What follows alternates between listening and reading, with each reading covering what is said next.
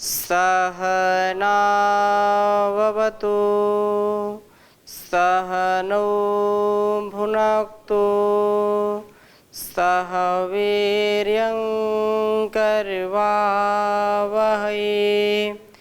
तेजस्विनावधीतमस्तु मा विद्विषावहै। ओम शांति शांति शांति। वैदिक जीवन पद्धति की इस कक्षा में आप सबका हार्दिक स्वागत है, अभिनंदन है। विगत कक्षाओं में हमने बहुत ही सुंदर मंत्रों का स्वाध्याय किया था और ये मंत्र एक से बढ़कर के एक हमारे जीवन को सद्गति और सुमति देने वाले हैं। इन मंत्रों का स्वाध्याय हम सदा करते रहें। संसार में तो दुख सुख तो आता जाता रहता है। संसार की प्रत्येक विघ्न बाधाओं को पार करके हमको आगे बढ़ना है, हमको सिद्धि प्राप्त करनी है। हम सच्चे साधक बने, सच्चे परमात्मा के उपासक बने। ऐसी जो बाधाएं हमारे सामने आएंगी वो चकनाचूर हो जाएंगी जब हम साधना की राह पर चलेंगे। अतः हर पल हर क्षण ऐसे सौभाग्य को हम बुलाएं, ऐसे सौभाग्य से हम ओतप्रोत रहें जिससे एक क्षण का हमारे अंदर नैराश्य न आए, अर्थात निराशा का भाव हमारे अंदर ना आने पाए। यदि संसार के लोग कहते हैं तो कहने दो, कुछ तो लोग कहेंगे, लोगों का काम है कहना। और बहुत ही सुंदर लिखा है भर्तृहरि ने, निंदन्तु नीति निपुणा यदि वास्तुवन्तु लक्ष्मी समाविशतु गच्छतु वा यथेष्टम् अद्यैव वा मरणमस्तु युगान्तरे वा न्यायात् पथः प्रविचलन्ति पदं न धीराः न्यायाय पथः प्रविचलन्ति पदं न धीराः।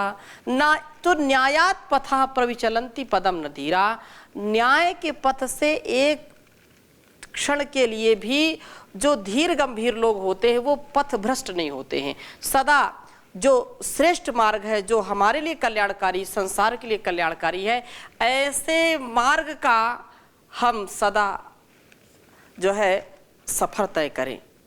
कोई भी नहीं चाहता है कि मार्ग में हमको किसी प्रकार की कठिनता बाधाएं उत्पन्न हो, लेकिन वो आएंगी। लेकिन उनको आने दीजिए, अपना काम है उसको आप करते जाइए। वो भी धीरे धीरे जो विघ्न बाधाएं हैं वो समाप्त हो जाएंगी और हमारा जीवन बहुत ही सुंदर हो जाएगा। हमने बहुत ही सुंदर मंत्रों का वाचन किया, बहुत सुंदर मंत्रों का जो है यहाँ पर स्वाध्याय किया था। आज पुनः हम पहले मंडल के 10वें सूक्त के 7वें मंत्र का स्वाध्याय करेंगे। मंडल प्रथम है, सूक्त 10वां है और मंत्र 7वां है। और यशः राधा बहुत सुंदर मंत्र है। सुवृत्तम सुनीरजमिंद्र त्वादतमिद यशः गवामपव्रजम वृद्धि कृष्णुस्व राधो अद्रिवः। सुवृतम जो कहा कि यशो वै हिरण्यम, इसमें यश और कीर्ति की बात कही है। मैं एक बार इसको लिख देता हूं। ओम सु वि वृतम।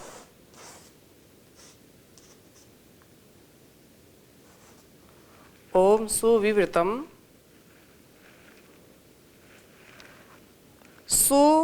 सुनिर्जामिंद्र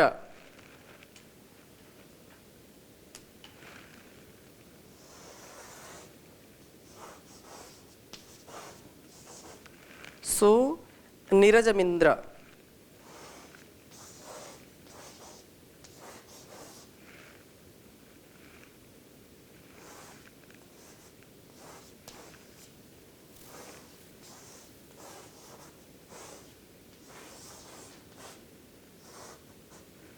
सुनिरजमिंद्र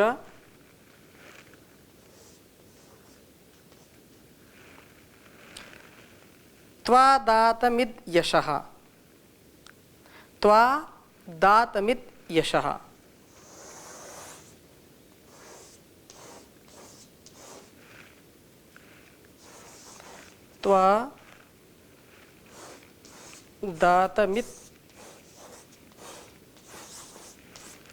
त्वादातमिद यशः।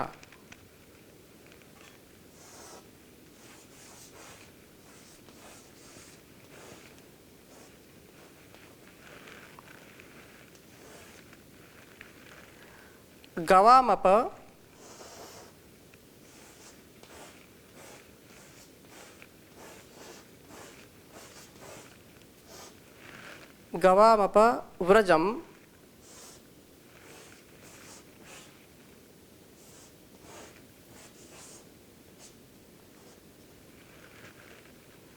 वृद्धि कृष्णुष्व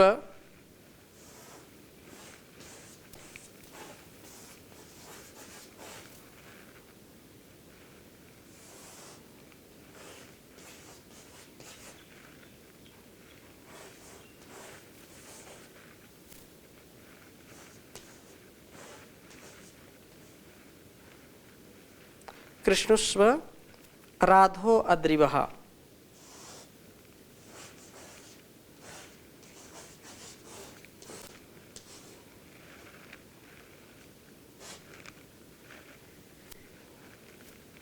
अद्रिवः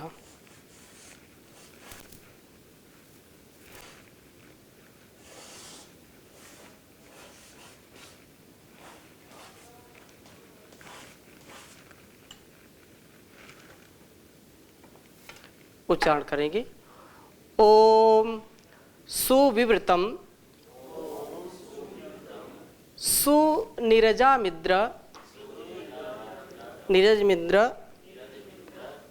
त्वादात्मित यशः गवामप व्रजम वृद्धि कृष्व राधो अद्रिवः। ओम सुविवृतम सुनिरजमिन्द्र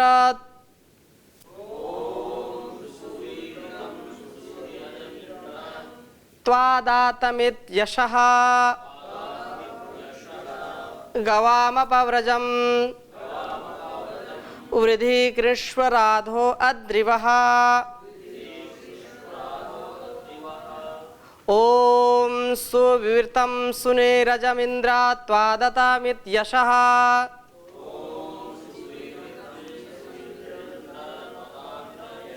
गवामपव्रजम वृद्धि कृष्व राधो अद्रिवः।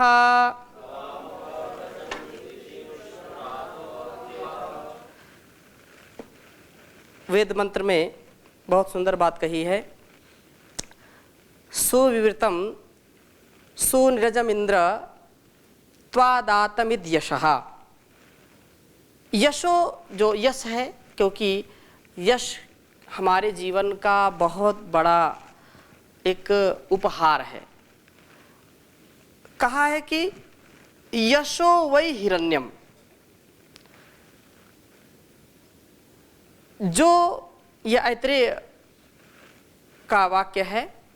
प्रभु जब हमारे मित्र बनते हैं तो यशः, प्रभु हमारे मित्र बनते हैं तो यशः अर्थात ज्योति को भी हम प्राप्त करते हैं, उनसे प्रकाश मिलता है। यह ज्ञान की ज्योति सुविवृतम, सुविवृतम उत्तम विवरण वाली होती है। इसमें हमारे कर्तव्यों का सुंदरता से प्रतिपादन किया हुआ है। और सुनिरजम सुनिह अज, यह उत्तमता से सब बुराइयों को हमसे बाहर फेंकने वाली होती है। इस ज्ञान ज्योति को प्राप्त करके हम सदा अपने कर्तव्य मार्ग पर चलते और बुराइयों से बचते रहते हैं।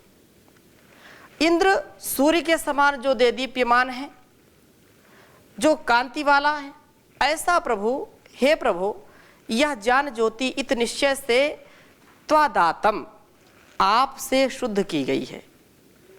त्वया दईपशोधने धातु है। तो आपके द्वारा ये शुद्ध की है।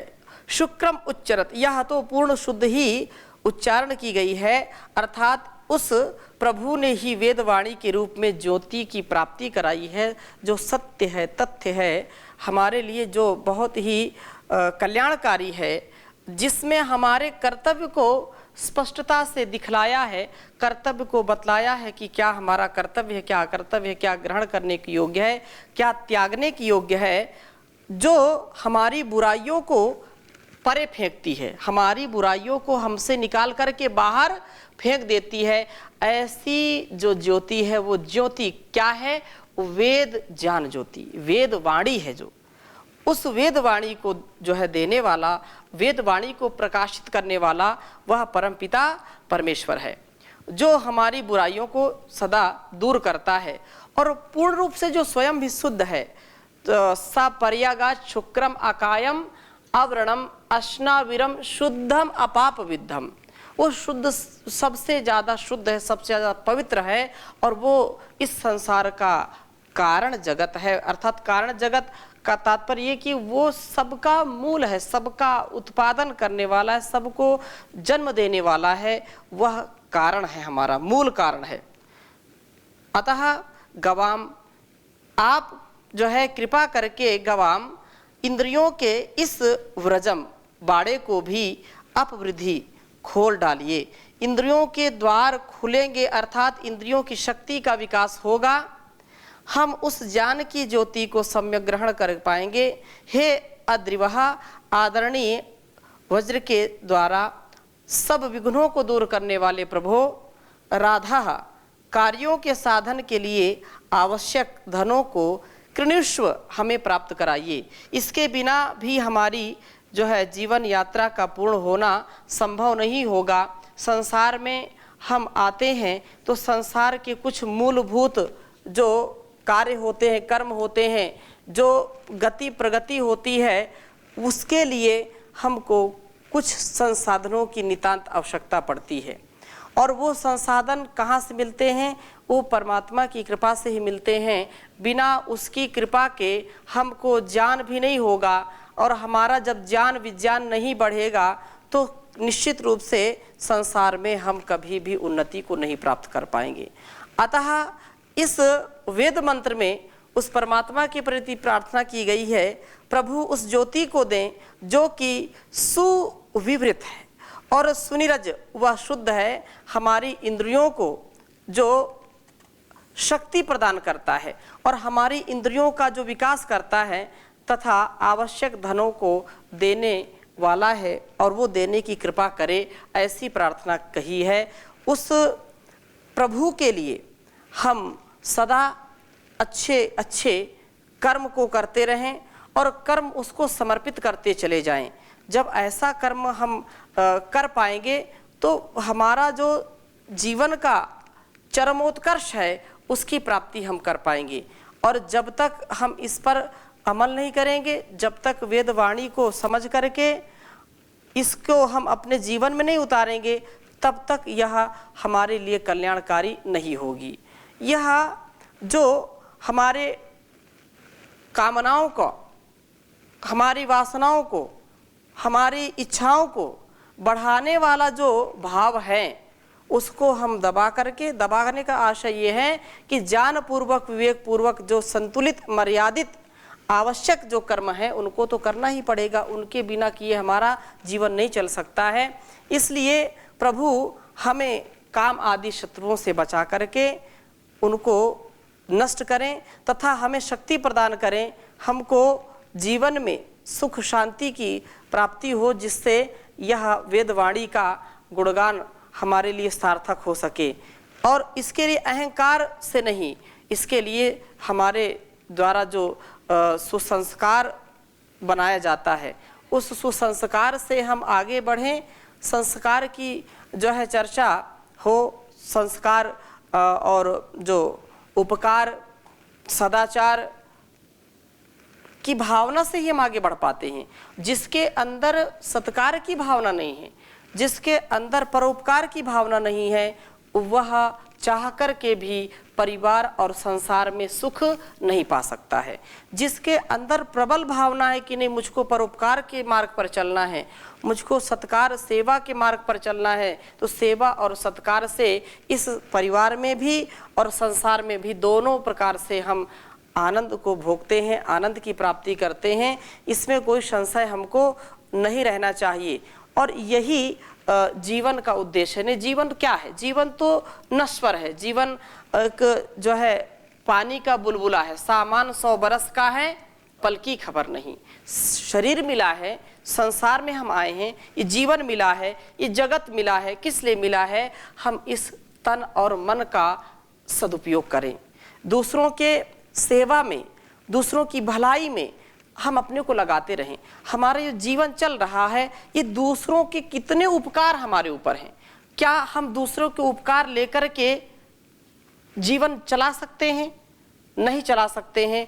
हम यदि एकाकी जीवन जिएंगे तो ये बहुत बड़ा अभिशाप होगा। संसार का ऋण हमारे ऊपर कितना चढ़ा हुआ है, तो हमारा भी कर्तव्य है कि हम अपने तन मन से जो उपकार लोगों ने हमारे ऊपर किया है, माता पिता, गुरु, आचार्य और समाज, सगे संबंधियों ने, गुरुओं ने, ऋषियों ने और इस समष्टि ने क्या क्या नहीं दिया हमको बोलने की शक्ति दी, हमको देखने की शक्ति दी, हमको सुनने समझने की शक्ति दी, हमको बोलने की शक्ति दी कि हम क्या बोलें क्या ना बोलें। ये कौन देता है? उसको हम कृतज्ञता पूर्वक स्वीकार करें और जीवन में उसको अपने धारण करके दूसरों के लिए सदा सत्कार करते रहें। नहीं तो ये जीवन तो ऐसे ही मिट्टी में मिल जाएगा।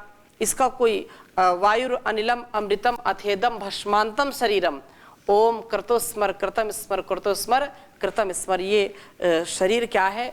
भस्मीभूत हो जाएगा, यह जल करके राख का ढेर हो जाएगा। इसलिए कहा है, और माटी के पुतले न इतरा के चल, तेरे जीवन का कोई भरोसा नहीं। बूंद पानी की पड़ते ही गल जाएगा, कच्चे बर्तन का कोई भरोसा नहीं।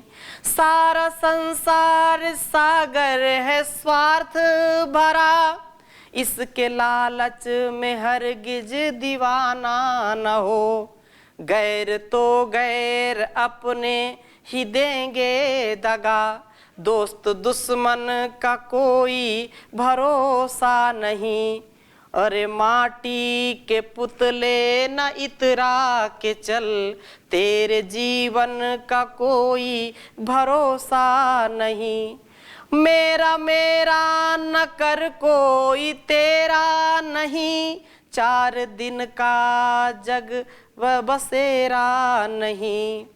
कब पिंजड़े का पंछी निकल जाएगा, बोलते तन का कोई भरोसा नहीं। ये वाणी बोल रही है, पता नहीं वापस आए कि ना आए। श्वास आ रही है, जा रही है, आई वापस आ रही कि नहीं आ रही, कोई इसकी गारंटी नहीं है। इसलिए कहा है, बोलते तन का कोई भरोसा नहीं। माया ठगनी नखरे दिखाती फिरे, मोह माया में सबको रिझाती फिरे। माया ठगनी नखरे दिखाती फिरे, मोह माया पे सबको रिझाती फिरे। ना जाने कितने घरों को किया भस्म, ऐसी माया का कोई भरोसा नहीं। और माटी के पुतले न इतरा के चल, तेरे जीवन का कोई भरोसा नहीं। मान ले तू मेरा कहना दीवाना न हो, मोक्ष चाहे तो प्रभु से लगन को लगा। फिर ये मौका दोबारा मिले ना मिले, फिर ये मौका दोबारा मिले ना मिले। काया कंचन का कोई भरोसा नहीं। लोग कंचन और कामनी की काया के चक्कर में फंस जाते हैं, इस माया के चक्कर में फंस जाते हैं। लेकिन यदि हम सद्विवेक पूर्वक अपने जीवन को जिएंगे तो इससे बचेंगे। और इसका तात्पर्य नहीं कि हम इसको छोड़ करके ना भोगना है ना भागना है, जागना है। जागरूकता पूर्वक जीवन को जीना है, और जागरूकता पूर्वक जो जीवन को जीता है वही संसार में विजेता है। जो नहीं ऐसा जीता है वो हमेशा जीती हुई जो है पारी को भी हार जाता है। अतः यदि ऐसी हमारी कामना है तो हम कंचन और कामनी की, जो कंचन और ये काया की जो होड़ लगी है, जो ये माया मोह है जिसमें हम फंस जाते हैं, इस विवेक को हम धारण करें। इससे हम कभी भी पराजित न हो, सदा विजयी बने, ऐसा हमारा सदा लक्ष्य होना चाहिए। इसलिए कहा है, और माटी के पुतले न इतरा के चल, तेरे जीवन का कोई भरोसा नहीं। बूंद पानी के पड़ते ही गल जाएगा, कच्चे बर्तन का कोई भरोसा नहीं। कच्चे बर्तन का कोई भरोसा नहीं। तो ऐसी जो है जीवन शैली को हम अपनाएं जो हमारे लिए काम, क्रोध, लोभ, मोह, ईर्ष्या आदि को दूर करने वाली हो, और शुद्ध कर्ण बनना अर्थात जो वेदों की वाणी है उसको सुनना, समझना और जीवन में उतारना। जब हम नित्य प्रति ऐसी वाणी को सुनते हैं तो कभी न कभी वो शब्द हमारे कानों पर पड़ते हैं और कभी न कभी हमको प्रेरणा देते हैं कि हमको कैसे जीवन जीना है। ऐसा जीवन जो निर्विकार हो, निरहंकार हो, निर्द्वंद हो, निरभिमान से जो जीवन जिया जाता है, या जो लोग जीते हैं वो कभी भी घबराते नहीं, कभी भी पछताते नहीं हैं। केवल ईश्वर की व्यवस्था और उसके द्वारा दिए गए उपदेश का ही वो सदा जीवन में, आचरण में उसको उतारते हैं, और वेद वाणी की प्रेरणा से वो उन्नत जीवन को बनाने वाले होते हैं। तो ऐसी वाणी को हम सुने, समझें और जानें, ताकि कभी भी धोखा न खाएं और न कभी दूसरों को धोखा दें। क्योंकि धोखा व्यक्ति खा करके टूट जाता है, और कई लोग धोखा में अपने जीवन को ऐसे जीते हैं जैसे कि उनका यह जीवन बिल्कुल निरर्थक ही है। सार्थक जीवन जीने का हम प्रयास करें।